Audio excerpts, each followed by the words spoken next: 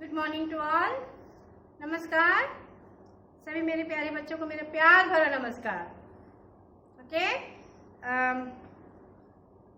मैं आप लोगों से आपके बचपन के बारे में जानना चाहती हूँ।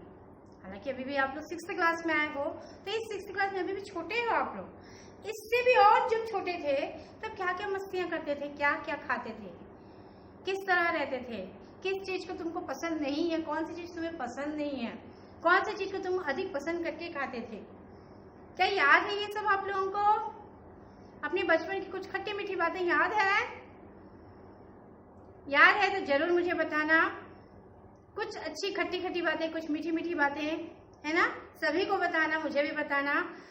तो मैं आप लोगों को ये बचपन की जो बातें हैं, है ना, ये बातें बता रही हूँ।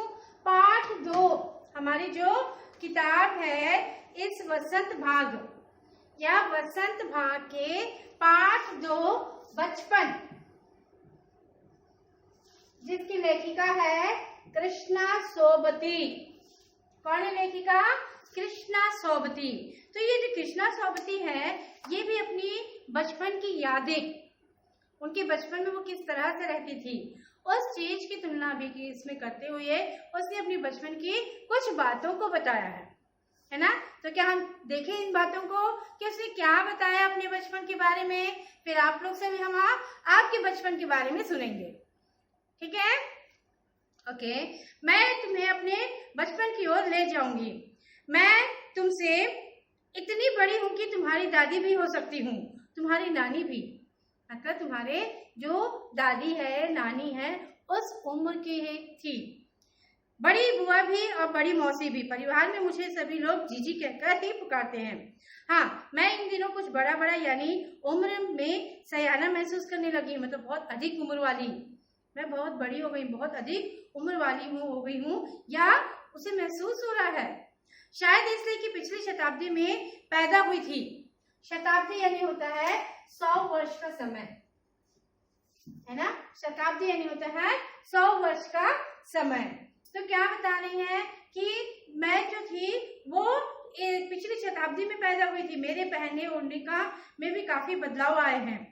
पहले मैं रंग बिरंगे कपड़े पहनती रही हूँ, नीला, जामुनी, ग्रे, काला, चॉकलेटी, है ना? ये सब कलर के कपड़े वो पहनती थी। पहले रंग बिरंगे कपड़े पहनती थी। अब मन कुछ ऐसा है कि सफेद पहनो। अब उनका जो एज हो गया, ढलती है, अब उसका मन क्या कर रहा है? पहले वो एकदम कलरफुल के अच्छे अच्छे आप लोग भी पहनते हो, है ना? तो हर कलर के कपड़े पहनने का उसका मन था, बट अब उसे सिर्फ व्हाइट कलर का कपड़ा पहनने का मन है। गहरे नहीं, हल्के रंग। मैंने पिछले दशकों में तरह तरह की पोशाकें पहनी थी। दशक यानी होता है 10 वर्षों का समूह, 10 ईयर्स, है ना? तो 10 ईयर्स जो समूह है, उस समय वो बता रही है कि क्या था, उन्हें तरह तरह की पोशाकें पहनी थी। पहले फ्रॉक, फिर निक्कर वॉकर, स्कर्ट, लहंगे, गरारे, और अब चूड़ीदार और घेरेदार कुर्ते। सभी ऐसे हैं, छोटे बच्चे से लेके बड़े होते तक का, है ना? हम अभी साड़ी पहने हैं, पहले फ्रॉक पहने, स्कर्ट पहने, इस तरह से बढ़ते जैसे जैसे उम्र बढ़ती जा रही है, पहनावा भी बदलते जाता है ना? पहनावा भी बदलती जाता है। ठीक इसी तरह इनका भी है। पहले फ्रॉक पहनी, निक्कर पहनी, स्कर्ट पहने, फिर लहंगा पहने, फिर गरारे सरारे पहने, है ना? और उसके बाद फिर चूड़ीदार घेरेदार कुर्ते पैजामे। ठीक है, तो बचपन की कुछ फ्रॉक तो मुझे अब तक याद है। जैसे मैंने कहा ना, आपके बचपन की कुछ चीजें याद होगी, इसे बचपन की जो फ्रॉक थी वो उसे अब भी याद है। हल्की नीली और पीली धारी वाली फ्रॉक, तो एक ड्रेस होता है जो हमेशा याद रह जाता है, बहुत पसंद आता है वो ड्रेस, है ना? तो इससे भी एक जो था, एक फ्रॉक था जो हमेशा याद रहा, अब तक याद रहा। कैसा था वो? हल्की नीली और पीली धारी वाली फ्रॉक, गोल कॉलर और बाजू पर भी गोल कफ, एक हल्के गुलाबी रंग का बारीक चुन्नटों वाला घेरदार फ्रॉक, नीचे गुलाबी रंग की फ्रिल। अपने फ्रॉक के बारे में बता रही है, एकदम घेरा वाला था, बहुत घेर था, है ना? और उसमें एकदम बहुत सारे चुन्नट लगे हुए थे घेरेदार के, गुलाबी रंग का फ्रिल लगा हुआ था, है ना? और ये कफ यानी जो कॉलर होता है ना, कॉलर के पास में लगा हुआ था। तो इस तरह से बता रही है। उन दिनों फ्रॉक के ऊपर की जेब में रुमाल और बालों में इतराते रंग बिरंगे रिबन का चलन था। अभी रिबन लगाने बोले से तो कोई नहीं लगाते हो आप लोग, है ना। तो उस समय जो बाल था उस बाल में रिबन लगाते थे और फ्रॉक पहनने का चलन था। लेमन कलर का बड़े प्लेटों वाला गर्म फ्रॉक जिसे नीचे फर टकी थी, दो लेमन कलर का जो बता रही है प्लेटों वाली गर्म फ्रॉक स्वेटर, जो गर्म फ्रॉक कह रहे हैं ये गर्म फ्रॉक क्या है, स्वेटर के बारे में बता रही हैं। दो ट्यूनिक भी याद है और एक चॉकलेट रंग का और अंदर की कोटी प्याजी, दूसरी ग्रे और उसके साथ सफेद कोटी। अपने कपड़े उसके जितने याद है हर कपड़ों को वो बता रही है कि ये जो कपड़े हैं ये सब हमने पहने थे उस समय। मुझे अपने मोजे और स्टॉकिंग भी याद है। बचपन में हमें अपने मोजे खुद धोने पड़ते थे। कितने लोग हैं आप लोगों में से जो अपने कपड़े खुद धोते हो, अपने मोजे खुद धोते हो? है ऐसा कोई नहीं है। मेरे ख्याल से आप लोगों में ऐसा कोई नहीं है जो अपने मोजे अपने कपड़े खुद धोते हो, है ना, कोई नहीं धोता है। वह नौकर या नौकरानी को नहीं दिए जा सकते थे, इसकी सख्त मनाही थी। उनके घर का रूल था कि जो मोजे हैं वो मोजे खुद धो, कोई नौकर नौकरानी से नहीं धुलाना है। हम बच्चे इतवार की सुबह इसी में लगाते, है ना। जब संडे आता था उनके घर में, संडे में आप लोग क्या करते हो, संडे है ना, इतवार इसे कहा जाता है इतवार,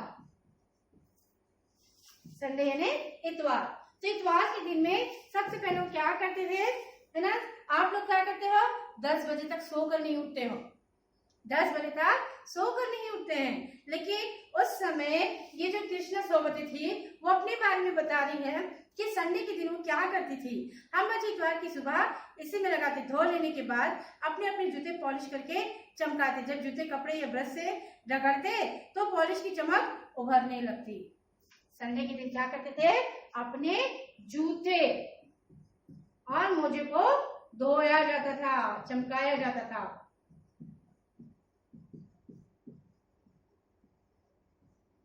चमकाना, है ना, संडे के दिन जूते मोजे को चमकाना। सरल मुझे आज भी बूट पॉलिश करना अच्छा लगता है, हालांकि अब नई नई किस्म के शू आ चुके हैं। कहना होगा कि ये पहले से कहीं ज्यादा आरामदेह है। हमें जब नए जूते मिलते उसके साथ ही छालों का इलाज शुरू हो जाता था।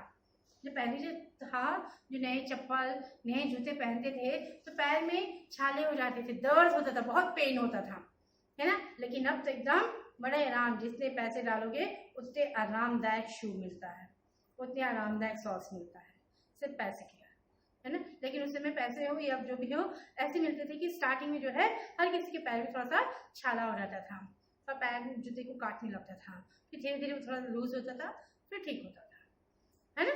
तो ये बता रहे हैं जब कभी लंबी सैर पर निकलते अपने पास रुई जरूर रखते, जूता लगा तो रुई मोजे के अंदर। हाँ, हमारे तुम्हारे बचपन में तो बहुत फर्क हो चुका है। जब कहीं बाहर बहुत दूर जाना होता था तो जूते के अंदर में वो रुई डाल देते थे, शू के अंदर, ताकि उस पैर में उसे दर्द ना हो, पेन ना आए। हर शनिचर को हमें ऑलिव ऑयल या कैस्टर ऑयल पीना पड़ता था। आप लोग पीते हो कैस्टर ऑयल, अरंडी का तेल? यहाँ कहीं होता है ऑलिव ऑयल, ऑलिव ऑयल होता है जैतून का तेल, और कैस्टर ऑयल लेने होता है अरंडी का तेल, है ना। कैस्टर ऑयल लेने होता है अरंडी का तेल और ऑलिव ऑयल होता है जैतून का तेल, ठीक है। तो कैस्टर ऑयल और अरंडी ऑयल जो है, ऑलिव ऑयल, ये उनको पीना पड़ता था। यह एक मुश्किल काम था। शनिचर को सुबह से ही नाक में इसकी गंध आने लगती थी, है ना। संडे को ये काम करते थे, सैटरडे को, सैटरडे, है ना, शनिचर क्या कहा गया है इसे, शनिचर मतलब शनिवार, हम कहते हैं शनिवार, है ना, इतवार शनिवार शनिचर। तो शनिचर को क्या पीते थे वो लोग, क्या पिया करती थी वो, हाँ? क्या पीती थी, ऑलिव ऑयल और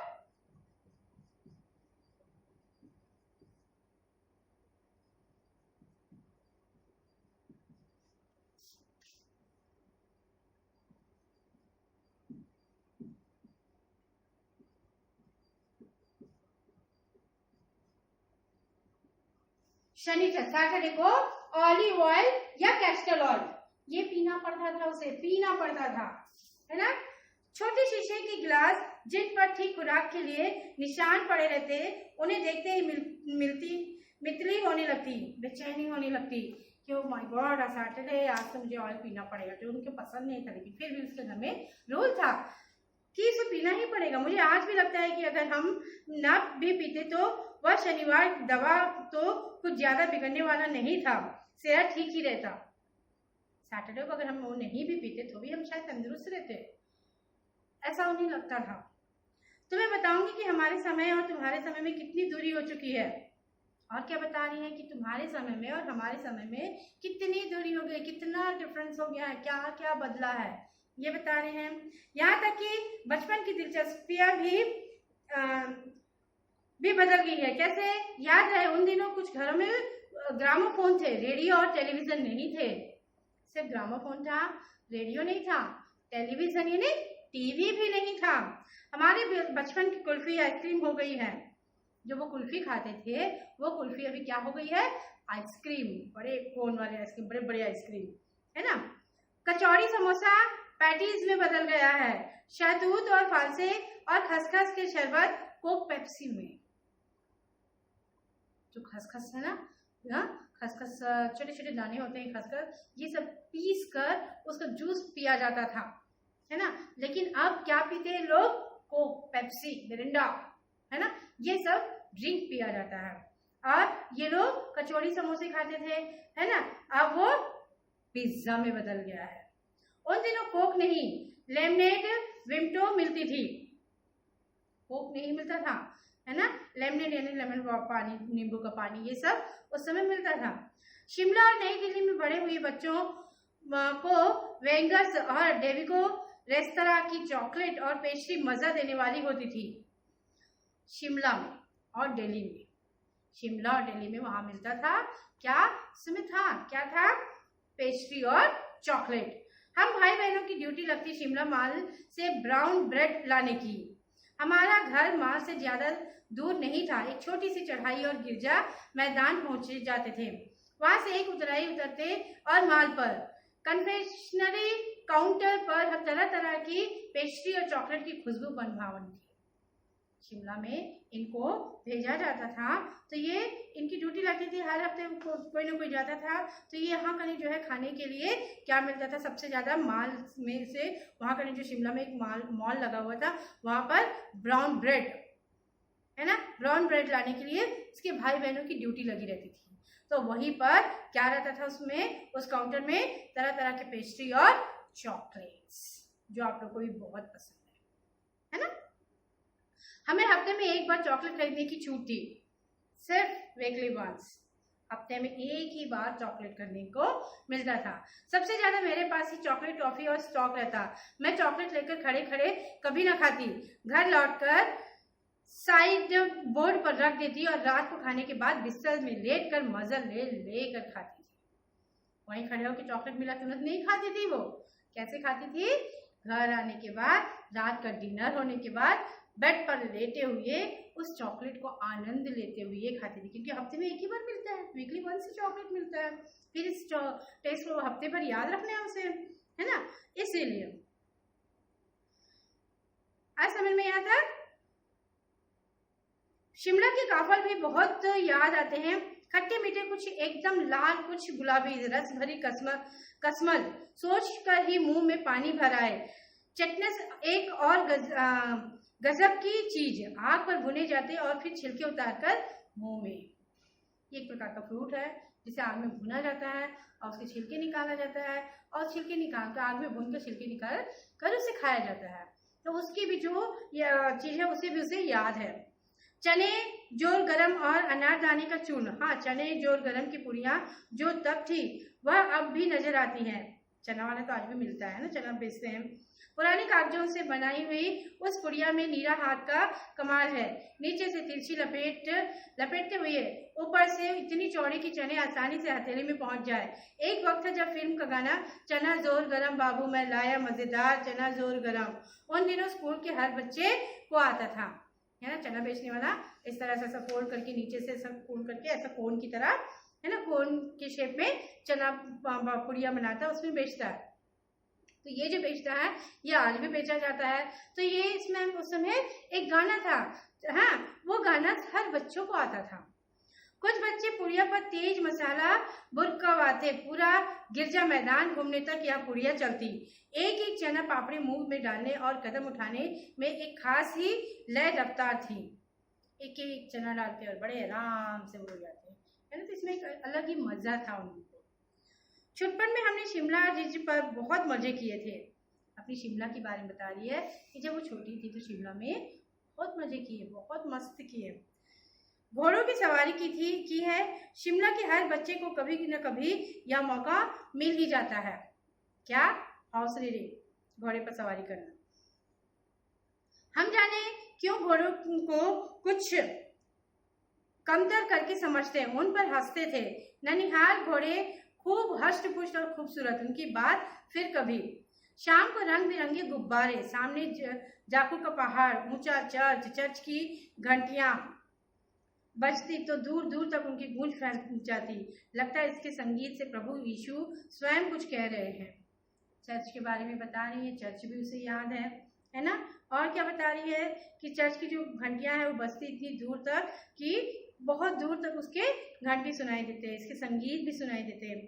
सामने आकाश पर सूर्यास्त हो रहा है, सूर्य डूब रहा है।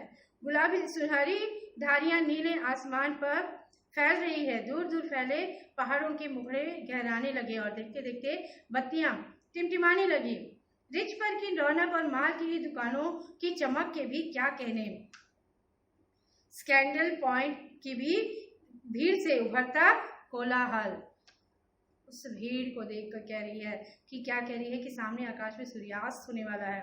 गुलाबी सुनहरी धारियां नीले आसमान पर छा रही है। देखिए सूर्यास्त होते हुए, सूर्य को डूबते हुए एकदम सुनहरा कलर दिखाई दे रहा है ना।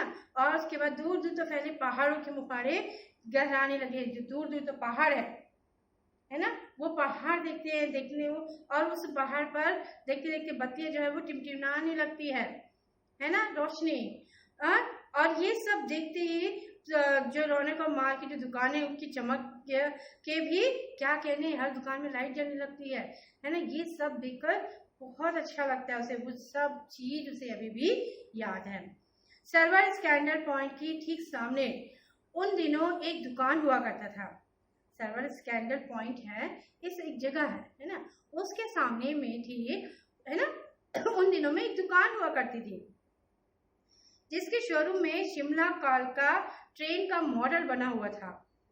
शिमला कालका जो ट्रेन था उस ट्रेन का मॉडल बना हुआ था। कहाँ पर? सर्वर स्कैंडल पॉइंट में। इसकी पटरियां, उस पर खड़ी छोटे छोटे डिब्बों वाली ट्रेन, एक और लाल टीन की छत वाला स्टेशन और सामने सिग्नल देता खंबा, थोड़ी दूर पर बनी सुरंगे। ये पूरा बना हुआ। आप लोग गए हो कभी शिमला गए हो तो इस बारे में बहुत अच्छे से आपको पता चलेगा। पिछली सदी में तेज रफ्तार वाली गाड़ी वही थी। कभी कभी हवाई जहाज भी देखने को मिलते। दिल्ली में जब भी उनकी आवाज आती बच्चे उन्हें देखने बाहर दौड़ने दिखता। और एक भारी भरकम पक्षी उड़ा जा रहा है पंख फैलाकर, यह देखो और वह गायब। उसकी स्पीड भी इतनी तेज लगती है। हाँ, गाड़ी के मॉडल वाली दुकान के साथ एक और ऐसी दुकान थी जो मुझे कभी नहीं भूलती। वह दुकान थी जहां मेरा पहला चश्मा बना था। वह आंखों के डॉक्टर अंग्रेज थे। हेलीकॉप्टर फ्लाइट की आवाज जो आती है तो अभी कॉमन हो गया है, आप लोग तो बैठे भी हो, लेकिन उस समय जो लेखिका थी सिर्फ उसकी आवाज सुन रही थी। आवाज सुनते हर बच्चे उसको देखने के लिए घर से बाहर दौड़ पड़ते हैं, है ना। अभी भी ऐसे बहुत सारे बच्चे हैं जिनको अच्छा लगता है, जैसे ही इसकी आवाज आती है बाहर दौड़कर उसे देखने के लिए जाते हैं। तो ठीक इसी तरह से ये भी वैसे ही करते थे। तो वहां पर एक और दुकान उसे याद है, चश्मे की दुकान। उसे आंखों में चश्मा लग गया तो ये चश्मे की दुकान उसे याद है। जो डॉक्टर उसे लिख के दिए थे वो एक अंग्रेज थे। शुरू में चश्मा लगाना बड़ा अटपटा लगता है। किसी को भी अटपटा लगता है? अच्छा लगता है क्या? बिल्कुल नहीं। छोटे छोटे मेरे चेहरे की ओर देखते और कहते आंखों में कुछ तकलीफ है, इस उम्र में ऐनक दूध पिया करो। मैं डॉक्टर सहित मैं डॉक्टर साहिब का कहा दोहरा देती, कुछ देर पहनोगी तो ऐनक उतर जाएगी, है ना। थोड़ा देर पहनोगे उसके बाद फिर निकाल देंगे, लेकिन कुछ दिन तो पहनना पड़ेगा। और क्या कहते हैं कि इस उम्र में तुमको चश्मा लग गया, दूध पिया करो। आप लोग भी दिन भर फोन देखते हो, दिन भर टीवी देखते हो, बहुत जल्दी चश्मा लग जाता है। जितनी जरूरत है उतना हम फोन नहीं देखते हैं, बस दिए हैं तो हम पूरा दिन पूरा फोन। कुछ भी बोले तो हमारा ऑनलाइन क्लास है, हम देख रहे हैं फोन क्लास से चला 1 घंटा, फोन पकड़ के बैठे 5 घंटा, है ना। तो इससे क्या होगा, आंखों में खराबी तो होगी ही, चश्मा तो लगेगा ही। जो काम तुम्हारा जितना है उतना ना करके उससे ज्यादा करोगे तो क्या होगा, चश्मा तो लगाना ही पड़ेगा। तो ठीक इसके भी आंखें जैसे खराब हुई तो लोग जैसे कहते हैं कि अभी से चश्मा लगे, दूध पिया करो, खाया पिया करो अच्छे से, ठीक है। वैसे डॉक्टर साहब ने पूरा आश्वासन दिया था, लेकिन चश्मा तो अब तक नहीं उतरा। कुछ दिन लगाओगे तो ठीक हो जाएगा बोले, लेकिन वो चश्मा अभी भी लगा हुआ है। नंबर बस कम ही होता रहा। मैं अपने आप इसके जिम्मेवार हूँ। जब आप दिन की रोशनी को छोड़कर रात में टेबल लैंप के सामने काम करोगी तो इसके अलावा और क्या होगा। हाँ, जब पहली बार मैंने चश्मा लगाया तो मेरे एक चचेरे भाई ने मुझे छेड़ा, देखो देखो कैसी लग रही है, आंख पर चश्मा लगाया ताकि सूझे दूर की, या नहीं लड़की को मालूम सूरत बनी लंगूर की। उसके चचेरे भाई ने उसे चिढ़ाया, लंगूर कहकर। क्या कहकर चिढ़ाया, लंगूर कहकर चिढ़ाया कि देखो देखो, क्या बता रहे हैं कि देखो देखो आंख पर चश्मा लगाया ताकि सूझे दूर की दिखाई दे, वह नहीं लड़की को मालूम, या नहीं लड़की को मालूम सूरत बनी लंगूर की। लंगूर जैसे दिख रही है, कहके चिढ़ा रहे हैं।